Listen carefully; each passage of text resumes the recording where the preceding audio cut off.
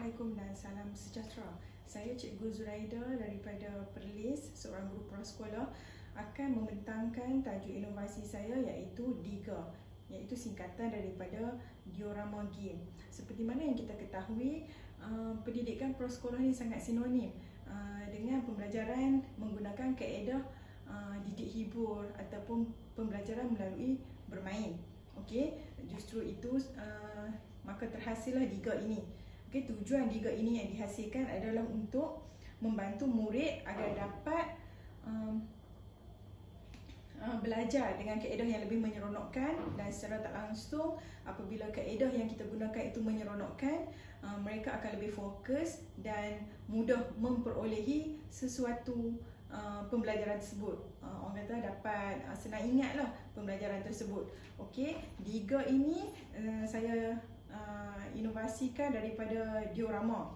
Okey, untuk prasekolah ni memang kebanyakan cikgu-cikgu memang suka buat diorama. Tapi diorama itu ke mana akhirnya pergi? Seperti sebelum-sebelum ni saya juga mengalami masalah berikut. Bila kita buat diorama, kita akan just guna untuk memperkenalkan tema kita pada hari itu, dan diorama tersebut nanti akan jadi sebagai bahan pameran.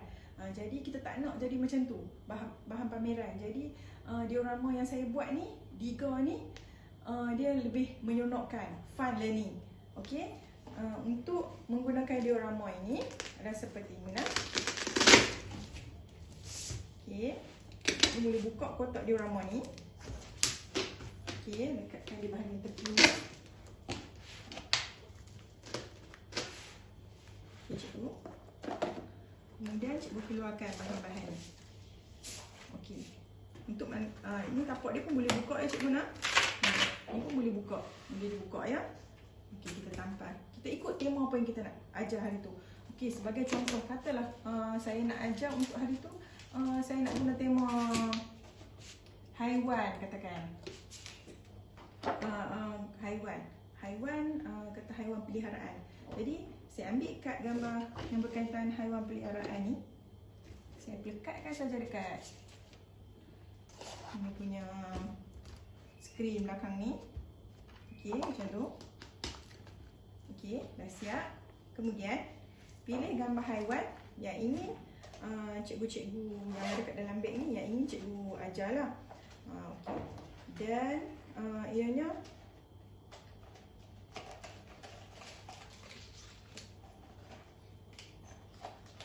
kita juga ada serangga, dan kita boleh pelbagaikan. Kad ni kita boleh pelbagaikan ya cikgu, dan macam-macam lagi. Okey, ni saya tunjuk contohlah cara nak gunakan. Okey, saya ambil sikit-sikit je cikgu nak. Contoh ni ada gambar kuda. Cucuk je cikgu. Kat mana dia tak kisah dekat mana cikgu rasa cikgu nak cucuk je. Okey, ni kata gambar ni. Ni saya ambil sampel-sampel je cikgu nak. Saya tak tunjuk semua. Okey, ni katalah antara haiwan yang saya pilih. Kita ada kucing. Kita ada ayam. Kedudukan dia terpulang pada cikgu. Dia ikut kreativiti cikgu. Okey, kemudian selepas kita dah buat tu, kita akan ambil ni. Okey, papan merah yang bulat ni kita akan cantumkan dekat sini. Kemudian ambil perkataan dalam ni. Cikgu boleh ambil bahasa Inggeris, ada bahasa Melayu. Okey, untuk hari ni saya ambil bahasa Melayu. Okey, contoh macam ni lah, cikgu pelekat je kat sini. Ayam.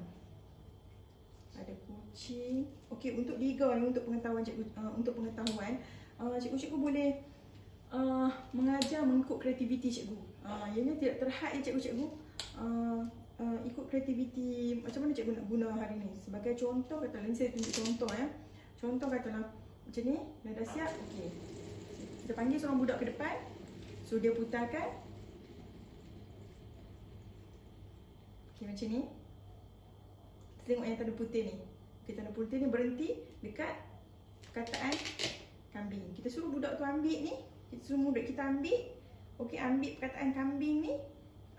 Kemudian terpulang pada cikgu lah. Cikgu nak suruh dia sebut ke, nak suruh dia eja ke, kemudian cikgu boleh suruh dia cari kambing. Okey, cari kat mana?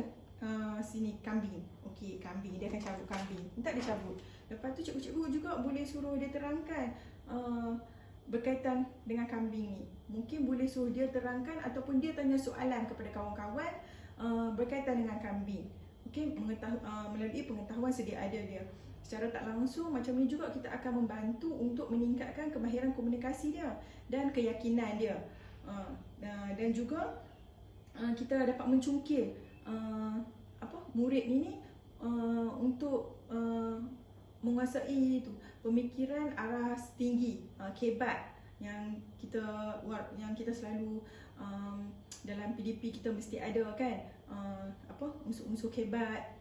Jadi di sinilah kita akan bina macam mana kita nak membentuk murid-murid tu untuk boleh mengajukan soalan atau mengeluarkan pandangan atau pendapat yang berfikiran yang orang kata aras tinggi lah, kebat. Okey nak cikgu? Okey.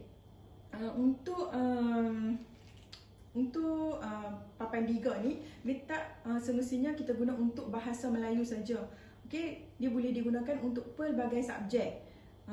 Contoh macam sains, bahasa Inggeris, matematik pun boleh. Okey, jadi cuma cikgu kena kreatif dan create. Macam mana cikgu nak guna ni untuk subjek-subjek tersebut lah. Okey, macam yang ni kita boleh juga kita biarkan bahan-bahan ni kat sini, kita suruh murid datang kat depan, suruh pusingkan benda ni. Okey, dapat nama, sebut nama, carikan mana gambar dekat situ dan cucukkan dekat tapak Diga ni. Ya cikgu, Diga ni seperti saya beritahu awal tadi, Diga ni dia tak terhad untuk menghadkan kreativiti cikgu lah, untuk dalam beraktiviti dengan murid. Bukan buat yang tu saja sampai bila-bila. Okey, jadi ikut kreativiti cikgu. Dan Diga ni juga kita boleh senang, mudah cikgu nak bawa ke mana-mana saja boleh, tak ada masalah. Okey, boleh dalam kelas, luar kelas. Lepas tu kemudian cikgu, Diga ni selain daripada waktu kita gunakan waktu untuk PDPC kan, kalau kita boleh juga biarkan benda ni letak dekat satu sudut. Mungkin lepas waktu pembelajaran budak dah selesai, budak-budak kita dah selesai buat tugasan kerja, jadi kita boleh galakkan mereka untuk pergi dekat Diga ni sama-sama kawan kan. Waktu tu lah kita nak tengok depa komunikasi antara kawan. Okey, main permainan ni. Kita tengoklah dari jauh, kita boleh tengok macam mana dia nak guide. Mungkin nanti dari situ kita akan nampak seorang dia akan jadi macam dia nak tiru gaya cikgu, jadi leader. Dia nak pimpin macam mana kita nak guide dia untuk pimpin kawan-kawan dia nak main, nak handle benda ni kan. Macam mana cara mereka olah permainan sendiri, berfikir, mereka boleh berfikir sendiri macam mana nak main permainan ni. Okey, jadi cikgu, tujuan saya buat Diga ni adalah untuk kita nak tarik minat murid untuk lebih fokus dalam PDPC. Seperti yang kita tahu, kanak-kanak ni cikgu, dia mesti suka kalau jenis game-game macam ni, permainan-permainan macam ni, mereka memang minat. Jadi di sinilah saya menggunakan Diga ni sebagai satu platform untuk orang kata sebagai bahan untuk saya menarik minat murid untuk belajar lebih fokus. Okay, cikgu, jadi dari situ orang kata murid lagi senang mengingat. Okey, lagi cepatlah daripada kita buat pengajaran seperti biasa, hanya lembaran kerja, tulis di papan putih dan sebagainya. Cikgu, okey, untuk Diga ni cikgu senang cikgu. Cikgu cuma kena ada ni je, gambar-gambar ni, dan cikgu gunakan tapak yang sama, dan juga kad-kad perkataan yang cikgu pelbagaikan. Jadi cikgu tak perlu dah cikgu, masalah yang timbul sebelum-sebelum ni, kalau kita buat diorama, kalau kita nak ajar 10 tajuk berkaitan yang boleh digunakan dengan diorama ni, biasanya kita akan buat 10 diorama cikgu. Betul tak cikgu? Bila kita buat 10 diorama cikgu, akhirnya diorama kita tu ke mana cikgu? Jadi display, lama kelamaan masuk dalam tong sampah. Jadi benda tu dah tak berguna. Jadi untuk diga ni, cikgu akan boleh guna dan guna selagi yang boleh. Jadi tak ada masalah penyimpanan cikgu, cuma pakai satu ni saja. Dan dia mudah dibawa ke mana-mana cikgu, ringan saja. Okey cikgu Nah.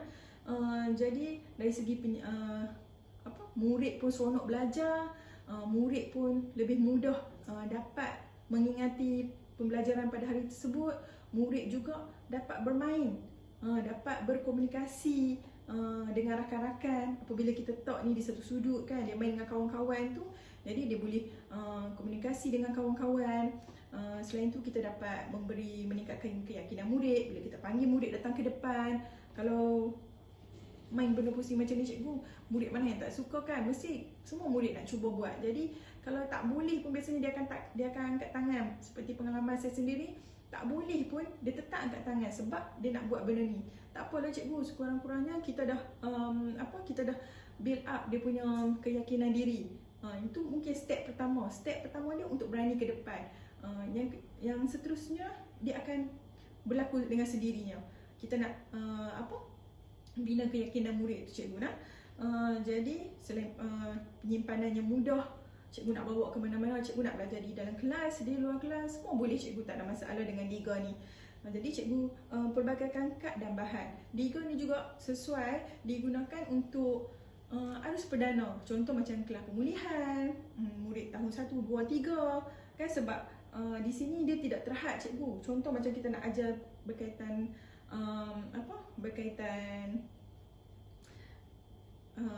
gambar-gambar ni kan, contoh haiwan ni. Jadi kalau macam murid, contoh kalau kita nak guna untuk murid tahap 2 sekalipun cikgu, macam contoh dia ambil ayam, kita nak ajar sign kan, haiwan kata kucing, kita kaitkanlah dengan contoh kita nak tanya, boleh cerita tentang kitar hidup ke, makanan dia ke, kita hidup di tempat tinggal dia ke, dan sebagainya. Jadi soalan tu akan berubah-ubah cikgu. Maksudnya aktiviti tu boleh dipelbagaikan mengikut tahap umur dan keperluan untuk subjek tersebut lah.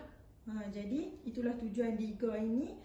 Saya harapkan Diga yang saya hasilkan ini sedikit sebanyak dapat membantu untuk murid lebih minat belajar secara tak langsung. Bila murid dah boleh fokus, dah minat belajar, insya-Allah cikgu, dengan sendirinya murid akan cepat dapat apa yang kita belajar, apa yang kita mengajar, berbanding dengan cara kita guna yang biasa, hanya menulis, guna papan putih, lembaran kerja, sebagainya cikgu Nah. Seperti yang saya bagi tahu di awal tadi, banyak kajian juga daripada yang lepas-lepas kan, Vygotsky apa semua tu, mereka pun kata kalau kita ada bahan macam pembelajaran melalui bermain ni, lepas tu kita mengajar, kita guna kaedah macam ni, lepas tu ada lagi dengan bantuan bahan maujud, benda-benda macam ni lah.